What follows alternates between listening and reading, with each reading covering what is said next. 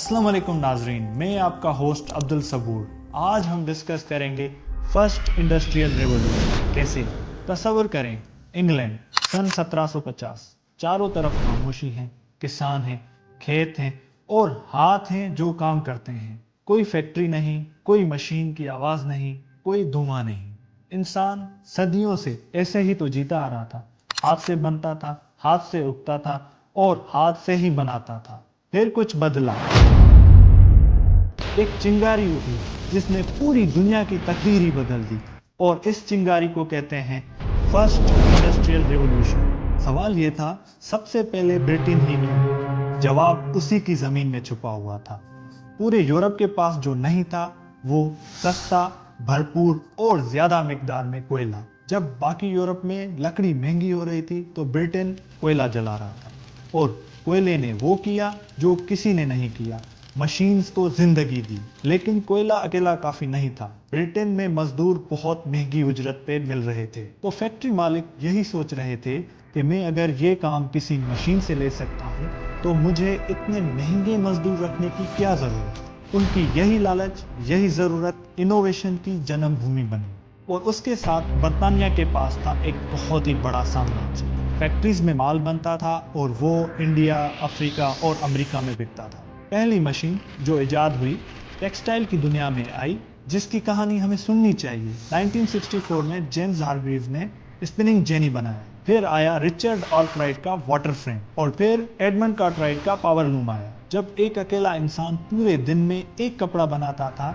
तो यही मशीन कुछ घंटों में सैकड़ों कपड़े बनाती थी। अब आया इस कहानी का असल हीरो जिसने दुनिया बदल दी। 1712 में थॉमस न्यूमैन ने पहला स्टीम इंजन बनाया जो पानी पंपिंग के लिए यूज होता था, लेकिन वो स्लो था, काफी कोयला खाता था और सिर्फ माइंस में यूज होता था। फिर आया जेम्स वॉट। 1969 में उन्होंने दोबारा इंजन डिजाइन किया और इम्प्रूव किया। उसने स्टीम को सही तरीके से यूज किया और उसको 4 गुना ज्यादा एफिशिएंट किया। और जब ये स्टीम की देरनुमा मशीन फैक्ट्रीज में आई तो textile mill, coal mines, iron foundries सब इसके हाथ में आ गए। और ये बर्तानिया की फैक्ट्रीज में रोज जलने वाली आग, एक stable government, strong legal system और इन्वेस्टर के लिए मौके, इन सब ने मिलकर बर्तानिया को फर्स्ट इंडस्ट्रियल पावर हाउस बनाया। दुनिया को नई डायरेक्शन दे रही थी, लोगों की जिंदगियां बदलने लगी। सन 1850 तक बर्तानिया की 20% आबादी शहरों में रहने लगी। सन 1850 तक वो आबादी 20% से 50% तक पहुंच गई। शहर भरने लगे और गांव खाली होने लगे। मैनचेस्टर जो एक छोटा सा कस्बा था वो 10 सालों में एक बहुत ही बड़ा इंडस्ट्रियल शहर बन गया। बर्मिंघम, लीड्स, लिवरपूल, सब जगह फैक्ट्रीज ही फैक्ट्रीज थी। लेकिन इस तरक्की की एक और भी कहानी थी। मजदूर फैक्ट्रीज में 14 से 16 घंटे तक काम करते थे। 7 साल के छोटे छोटे बच्चे कोल माइंस में काम करते थे और उजरत इतनी कम थी कि एक वक्त का खाना भी मुश्किल से मिलता था। शहर में साफ पानी नहीं था, ताज़ा हवा नहीं थी, और यही फैक्ट्रीज का धुआं आसमान को काला कर देता था। ये वो कीमत थी जो इंसानियत ने तरक्की के लिए अदा की। लेकिन इन अंधेरों के बावजूद भी तरक्की रुकी नहीं। सन 1804 में रिचर्ड ट्रेवेथिक ने पहला स्टीम लोकोमोटिव चलाया। सन 1830 में मैनचेस्टर और लिवरपूल के दरमियान पहली बार रेलवे खुली और लोगों ने पहली मर्तबा देखा कि बिना घोड़े के गाड़ी दौड़ रही है। रेलवे की मदद से सामान ज्यादा तेज और सस्ता पहुंचने लगा। शहर आपस में जुड़ गए, नए बाजार खुले, नए अवसर बने और बर्तानिया की इकोनॉमी रॉकेट की तरह ऊपर जाने लगी। और ये खाली बर्तानिया की कहानी नहीं रही।